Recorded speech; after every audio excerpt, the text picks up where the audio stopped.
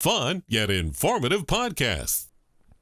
Hello and welcome to TV and Movie Reviews Podcast. I'm Hank. And I'm Mel. And we're your hosts. We are covering The Boys Season 3 this time. Mel, let's get right into it. I wanted to talk about some of the characters and then the overarching season and series. But how did you feel like the character development of Billy Butcher transpired this season? Do you think he has changed somewhat? You know, they try to make him such a tough guy. Well, from my understanding, he's worse in comics. So I think they had to make him gradually worse than he was in season one. So I think it works. Okay, fair enough. I thought that he started out just absolutely unlikable, in my opinion. And then as we go through, they give you this teeny glimpse that he has like some level of caring for somebody outside of his own agenda. And that was kind of cool to see.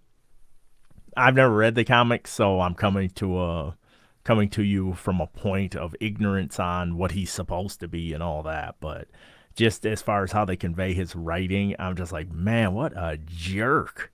He's always in his own corner the entire season. Just me. Oh, I'll help you if it suits me. I mean, he got one mission the whole series. but I agree. Hey, on your settings, can you click on the microphone down at the bottom? All right. And see if it has anything sliders checked? We'll have to uncheck those. It's clipping you out.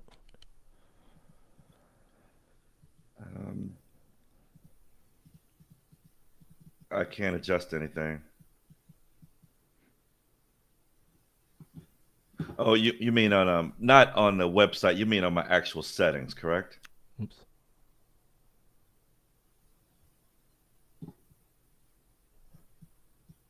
Uh-oh. Hold on one second.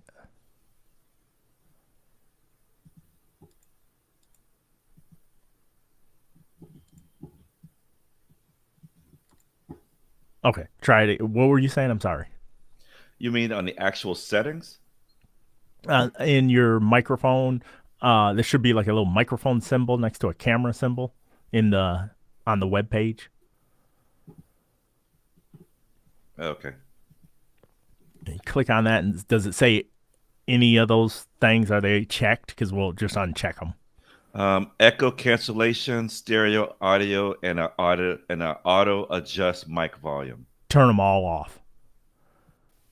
Because it's doing something to your mic. It's like cutting out every other word. Okay. I did that. What about now? Oh, that is weird. Now, do stereo audio. Click that one on. Because you're only coming out of one ear. Okay, what about now? Still one ear. That's weird. Everything else is unchecked? I did There it auto goes. adjust mic. There it goes.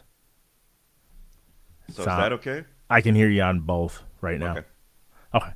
Sorry about that, but it's going to be impossible to understand if I didn't stop us. No, yeah, of course. Of course. Okay, so I'm in talkback mode right now, so people on the stream could technically see us talking, but they can't hear us. Okay. All right. Now let's move on to Huey.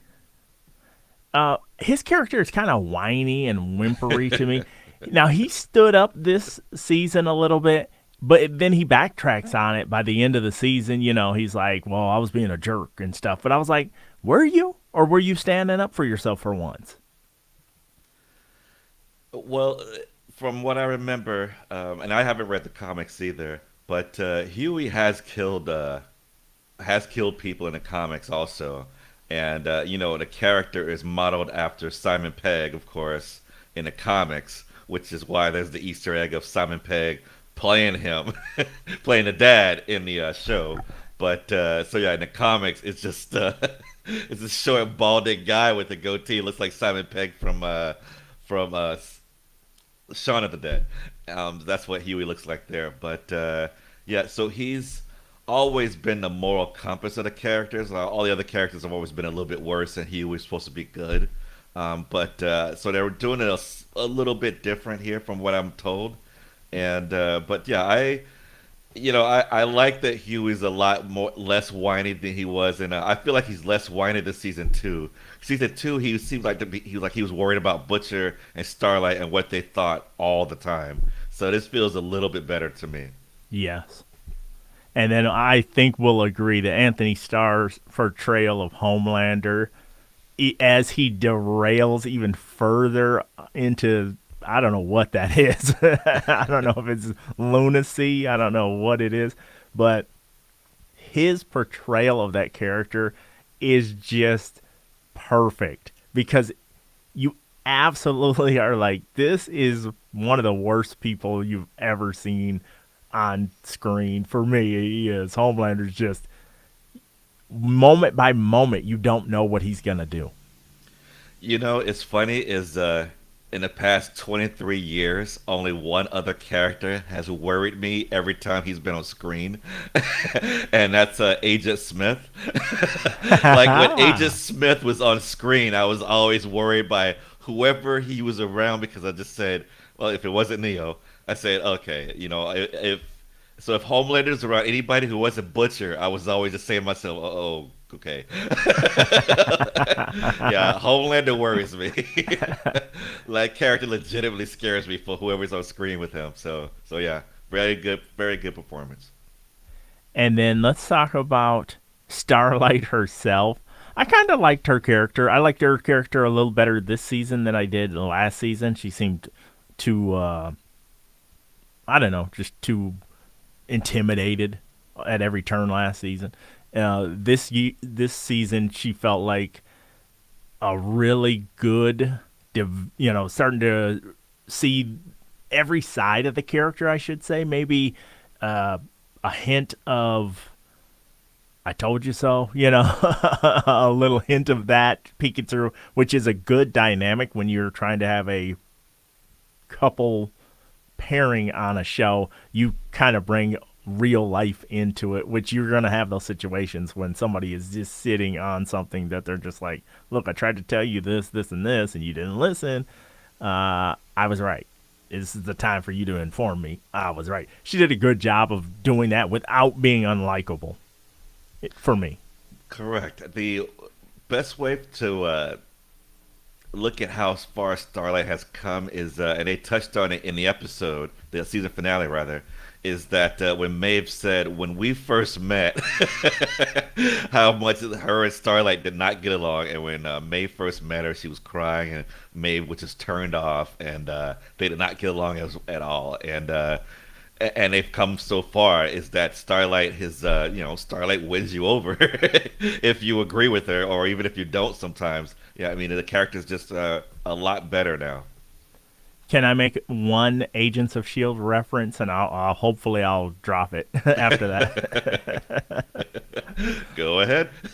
I would say she is kind of like Skye was, where when they first introduced Skye on Agents of S.H.I.E.L.D., I was like, fail. And then as she became Daisy, I was like, this character is awesome. Where was this character? Well, I liked Starlight in the first season. I cannot say that about Daisy. But I think I see where you're going with this. Absolute transparency and honesty. That's what we do here at tpnetwork.com/VOT. Yeah, no transparency. Yeah, no jive here. So we'll just do a few more before we get into our other thoughts. But A-Train, I kind of could have done without his story this season. There was some stuff that I thought was good, like the stuff with his brother was good. But some of like the social type stuff. I'm just never interested in that. I don't care what direction it comes from. I just am never one where you try to insert real life social or political stuff into a entertainment show. I know they do it, or some of these writers feel like they have to do it or whatever, but some of that stuff I was just like, we could cut that screen time. Some of the other characters had better, more compelling stuff. Heck, even a character that can't talk had a better kind of arc this season than A-Train. I think it feels like they have to keep A-Train there just because at the end of the day, if you think about it, A-Train is, and maybe I'm just reading into this, is A-Train considered Huey's direct arch nemesis like Homelander is for Butcher? Because it feels like that's why they always have to keep him around no matter what. So It's an interesting theory. Had to give it to you. That is great, Mel. I hadn't really even thought about that because I forgot about the whole ordeal with Huey's original girlfriend. most of us have because the show's written well enough where they don't have to hammer it down every episode. Hey, remember this guy? Remember what he did? And they just progress the characters. But yeah, the first time we saw A-Train, he was killing Huey's girlfriend. Yeah. So technically that's Huey's arch nemesis. And I mean, because think about it. Any other situation, Homelander would have killed A-Train. So it's just weird that, especially when he had no powers and he betrayed him. Mm-hmm. So it's just weird that they did that, and now he has his powers again. So I think they have to keep A-Train around. Interesting. Now I'm gonna say this: it's kind of too on the nose that he's not necessarily fast, but the teleportation would put you in the mind of beating somebody with speed to a point or whatnot. And then Butcher's got Homelander's like a laser beams out his eyes, mate. You know, and it's like, how on the nose is that? Like you just have something to counter your rival. It's yeah. Let's not say lazy writing, let's say teleporting writing. Let's say standing desk type writing in a luxurious cubicle. Yeah. Oh man, that is funny. I'm so glad you brought that up because it just came to my mind. And then Kimiko, I'll be honest, I wasn't too aware of what her power set was supposed to be. I'm not gonna lie and be like, yeah, I knew the whole time. But there was an instance in the season when something transpired, and I was like, oh, crap, that's it for her. Oh, no, I guess it's not. I was like, I guess it's not over for her. I kind of forgot what her set should be. And I think that's a bad thing about the delay with how long we wait for this next 6 to 8 episodes. It's like, wait another year, and then you get the stuff, and you've already watched all this other stuff in the in-between. Like Stranger Things, I couldn't tell you. I don't think I could come up with 3 plot points from season 3. I agree. Because here's the thing is when we get binge watching, and then we get binge watching where it's spoon-fed, but we have to wait a year or two between. It's always weird just because, I mean, there's 2 ways to do it. Either you know, in a year off, you watch it all over again, hopefully the show's rewatchable, or 2, the storylines aren't just, they kind of make sense. Yeah. Like, you don't just go from point A to point B like a soap opera where you forget that these 3 different things happen in 2 episodes. Like, so it just has to be done well. But yeah, Stranger Things, I was right there with you. Somebody was saying, oh yeah, remember the Russian guy who helped them in season 3, Yuri? And I was just like, what? Yeah. And then it's just you really have to, you know. So that's just the error of the show is that sometimes it has to be rewatchable enough so you to watch the previous season, or else you're gonna forget these little small things. Yeah, and there's some certain details that I bet you I would have enjoyed the season even more had I remembered that some of these things transpired. I would have been like, that's a callback to season one or whatever, and I was not doing that. Like, here's a $1 million question: how did Victoria Newman first show up? Because of how they write the season. The Right. previous season, I can tell you what season it was. I cannot tell you the episode. I cannot tell you Nope. what happened. Yeah. You're like, hi. Yeah, she's here. Yeah, she's here now. Now, I'm gonna I want to switch us over to talking a little bit more about just like specific points and such that we liked. I definitely liked the introduction of Soldier Boy. My goodness, Dean Winchester for the win here, man. That dude brought that character to life in a way that I wasn't expecting because I had heard other people talking about it on their podcasts and stuff, and I was expecting something totally different. And then when he comes on screen and his ridiculous mindset, and it's almost like a parody of Captain America, where he's been out of it for so long that he's like, why is it this and what's that, and all these crazy questions, and behavior is questionable and stuff. But I really thought that was an A+ character. Definitely. I mean, I'm always team Dean Winchester, so I was just saying to myself, no matter what, I'm probably going to want to watch more. And then, so I was thrown for a loop the first episode when they said, because I already saw the hype about him playing his character a year when he first signed on, a year ago when he first signed on about it. And so when they showed up and they said, oh, yeah, he's dead. And I said, "What killed Soldier?" They said, "What killed Soldier Boy?" And I said, "Wait, what?" I can't lie. Like, I was just immediately turned off, and somebody was like, "Well, they probably gonna bring the character back to life, right?" And I said, "No." They said I did not even consider that. I was just immediately thrown off. And but yeah, I loved what they did with Soldier Boy. I, Definitely. I almost thought they were just going to show flashbacks of him, and that's it. Yeah, exactly. I And did I was not like, think he was gonna be alive. Yeah. I was mad about that. I was like, no, this is stupid. And then when he reveals himself, and as he goes, you're just like, wow, this is great. This is great. Yeah, I'm a Dean Winchester, Team Dean as well. But some of my other friends are Team Sam, and they're like, I'm not watching The Voice because he's on there. I'm like, oh, okay, sorry. Guess the prequel, Supernatural prequel, burned some bridges. The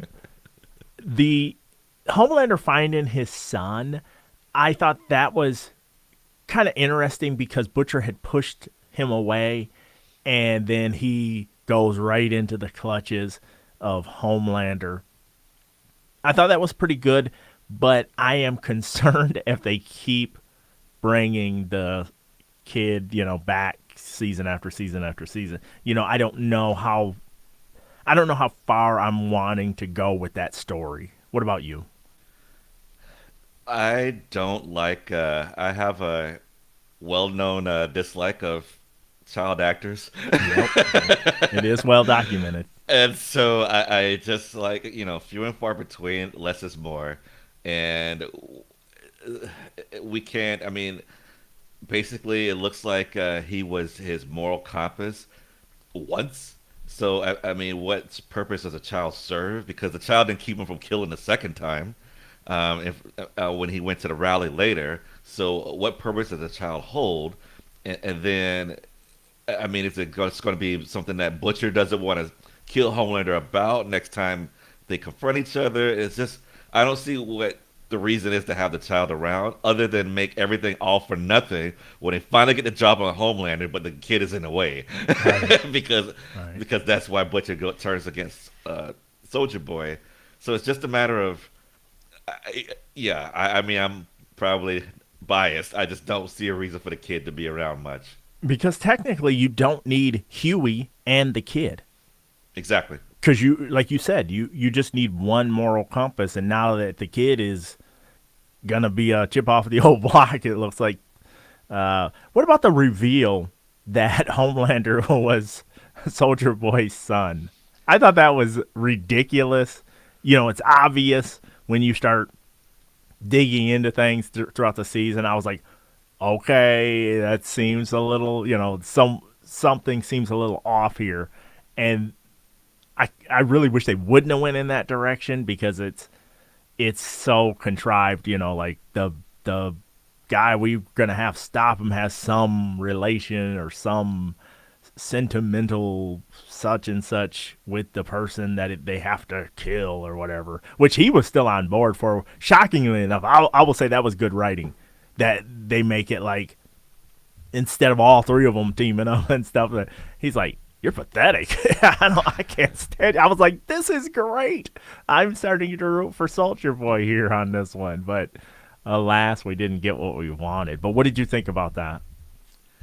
I was shocked because it was a matter of when they said it, like my mouth dropped because I just did not see that coming.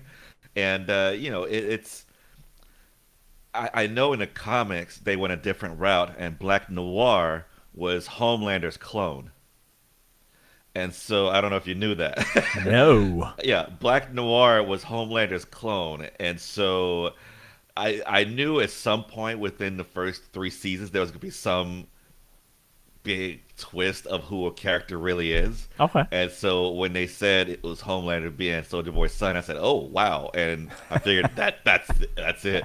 But yeah, I didn't see it coming, but it didn't upset me either. So it could have been a lot worse. And let's talk about Noir's Saturday morning cartoon friends. That was some trippy crap. Now the episode where they did Frenchie and Kimiko do the dancing and stuff, that's ridiculous. This is even next level ridiculous when you combine the animation with live action and stuff. I thought it was so weird, but it kind of worked, I guess, because you got a character that he's really not going to say anything, so you got to do something with him. Yeah, not a fan of either of those, but let's call it scenes that John could watch with his kids.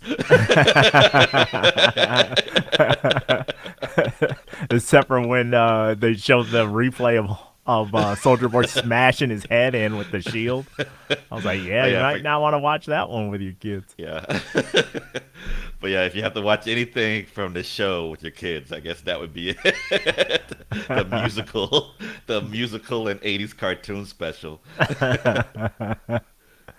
Oh, so that was good. Any other stuff that really, really stuck out to you? That as good, I should say, so far. Don't like what they did with Victoria Newman. It feels like she was just a placeholder. I mean, think about it. That character was a really big thorn in the side in this second season of, who's the head popper, like who's pop up people's heads, and then Soldier Boy figures out. Homelander figures out who it is. Huey figures out who it is. And then nothing happens with this, with it the rest of the season. Really, I mean, we get rid of Gus Fring, Right. but yeah, that's pretty much it with her storyline. It just felt like they didn't really do much with that character, so it's kind of they could have just waited. Like the reveal was pointless. It was a foil to get rid of Stan Edgar. That's all I can think of. Exactly, which technically could have happened the end of the third season. But yeah, I wasn't a fan of her stuff because she seems formidable, and that character scares me also. Oh But my goodness, yeah, that's a really freaky talent that she has, where she's popping your head off. yeah, and if you remember in season 2, they were talking to I don't know if you remember, they had a CIA contact. The lady who she had dark hair, I forgot her name, but she would give them information. Butcher and Huey. In the first season, she's the one who they were wanted people, and she's the one who got their status. She's the one with the CIA who had the connections to stop them from being wanted by the law. In season 2, they were talking to her, and her head exploded, and that character was killed off, and they drove away. But you look and Victoria Newman was nowhere around. Like, so that character has range also. She could have been, in theory, looking in binoculars, but that's a scary power set. Like, I'm glad none of my exes have that ability. This could be a totally different podcast. Try not to lose your head. seriously.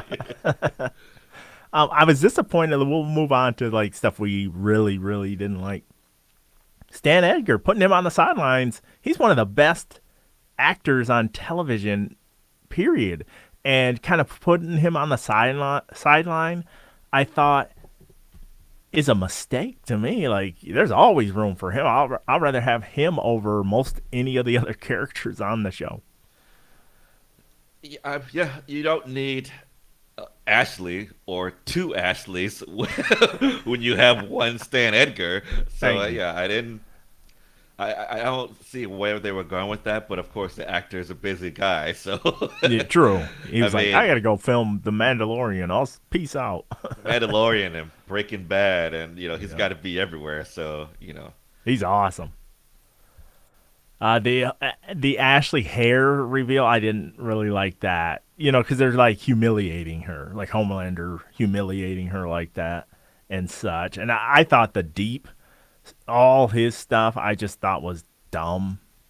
I'm not interested in the weird, octopus love and all that kind of stuff. It's just no interest in that stuff and that character, and I didn't even understand why he did what he did at the end of season 3 and such. I'm sure Homelander told him to, but I don't know. I just thought that's a kind of a character that I was glad to see get ousted out of the 7, and when they brought him back, I was like, kind of goofy. there are so many better characters and power sets and storylines than a guy who's literally with fish.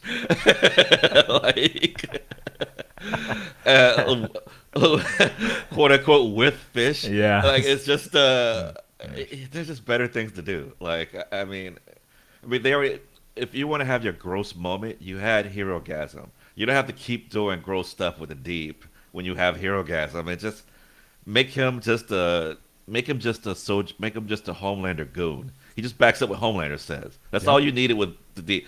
If you could do that with a Newman, Victoria Newman, you could do that with a Deep. We didn't need that stuff at all. No. And since you brought up the gore stuff, the episode 1, I was just like, I was instantly turned off.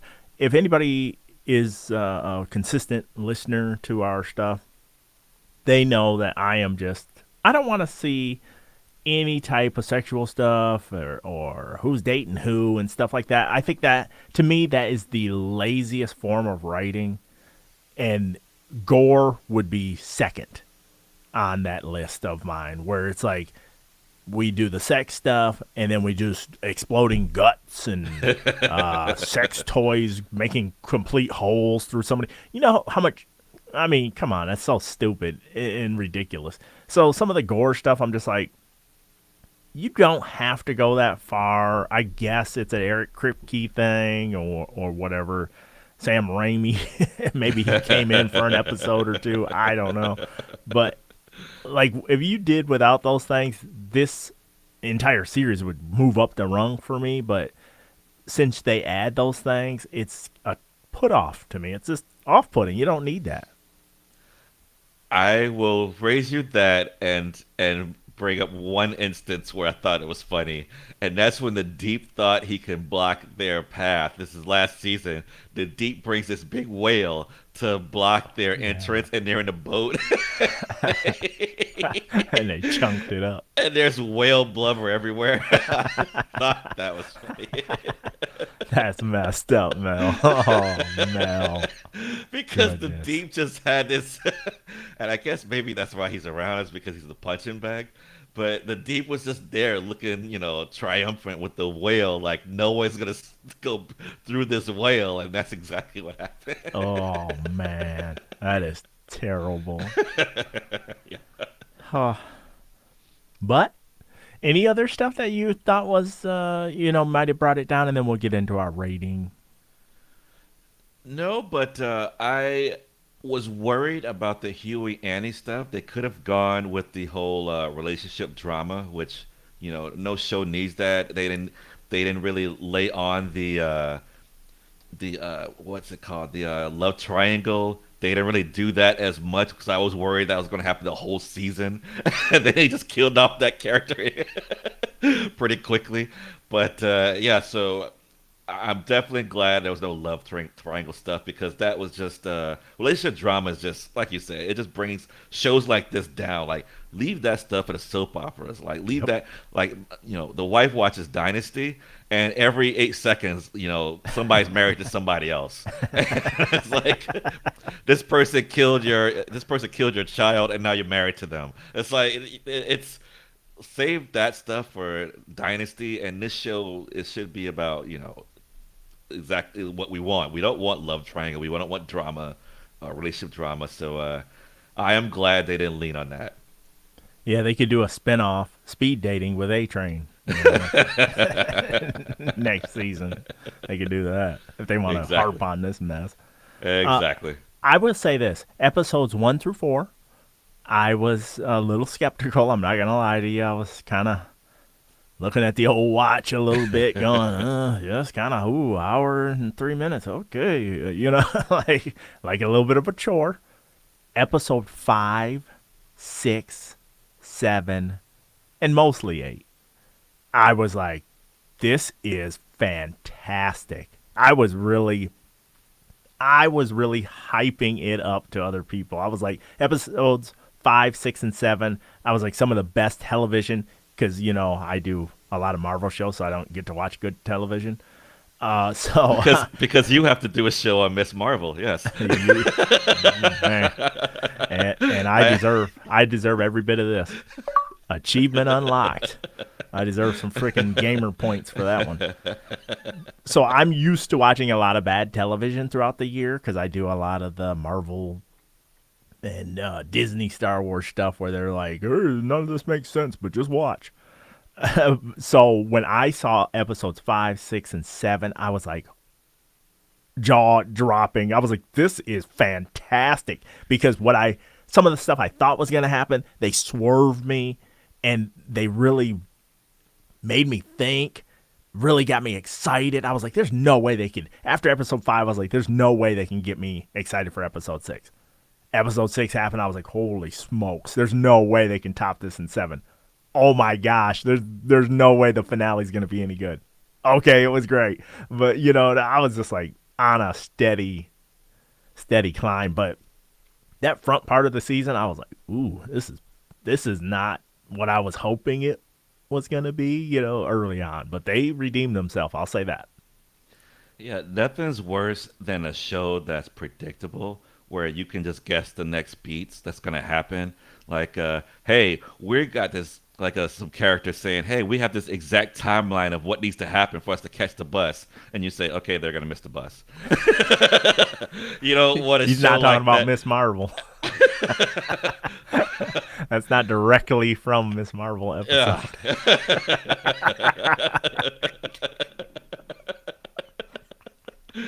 I was talking about another show with terrible stuff happening. Sure. Okay, sure. But no, there's a trope called spoken out plan, or plan spoken out loud, and whenever they speak the plan out loud, that's not going to happen. So there's already that, but we knew Homelander wasn't going to get killed. So that's the premise of the whole season. We knew Soldier Boy wasn't going to kill Homelander, so we at least knew that, and that was predictable. But the ongoing beats every episode were great. Like it wasn't predictable. You couldn't guess the next line, and I definitely liked what happened. I would give the first part of the season like a 7.5, and then this last part of the season, I definitely give like a solid 9. I loved it. I think overall, I'd give the season probably about an 8.5. I would put every episode with the musical down to 7 or 6.5. Yes, that's a safe bet. Yeah. So, but yeah, other than that, I definitely agree.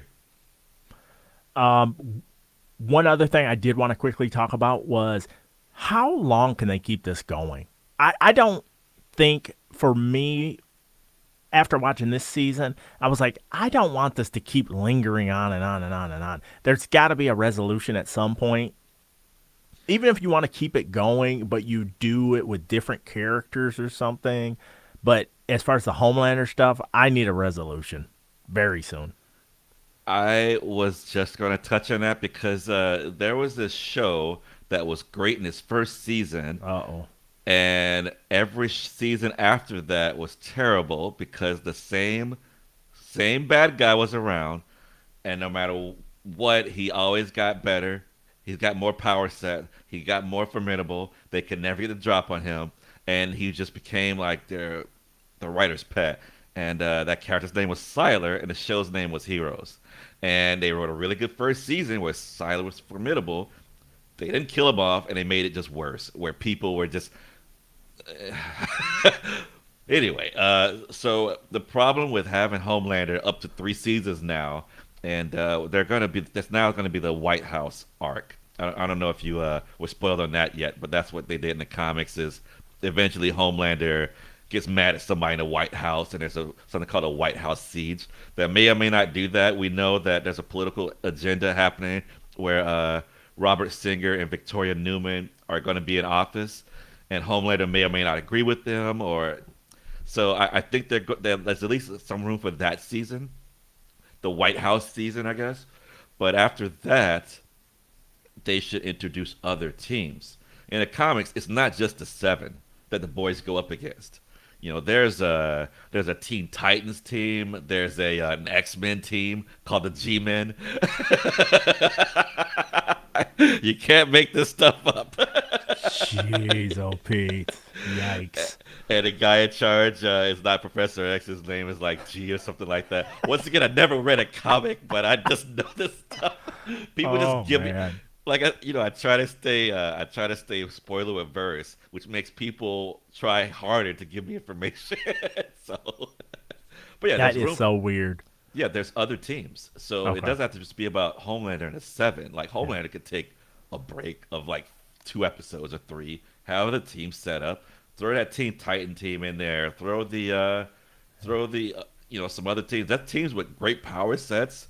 You know, it's not just the 7. So yeah, there's opportunities, but if it's always about Butcher and Huey and Starlight versus Homelander, the Deep, and A-Train, it's just going to be, which I guess obviously the Deep is Starlight's nemesis. I just touched on that myself. But it should have been Black Noir, because you could have had Black Night Darkness and versus Starlight. I gotta give. There we go. Hey, is this thing on? And so, yeah. So if it's always those 3 against those 3 in some capacity, it's gonna be problematic. So we should find better ways to do something. We should find better things to do in that show besides just that plot. Yes. I'm curious. I might look up after we're done. I might look up and see how long Amazon wants this to run. They usually have an idea before they sign these projects. So I'm just curious how far they're going to go with this, because watch 6 to 8 episodes, wait a year. Watch 6 to 8 episodes, wait another year. You know, that gets tiresome on these short seasons like this. I do want to bring up one thing really quick. If you're a fan of TPE Network, we're asking you to get out and vote in the 17th Annual People's Choice Podcast Awards. We have 3 shows up in the running. Head to tpenetwork.com/vote for the link to vote and a 60-second video to show you how to vote.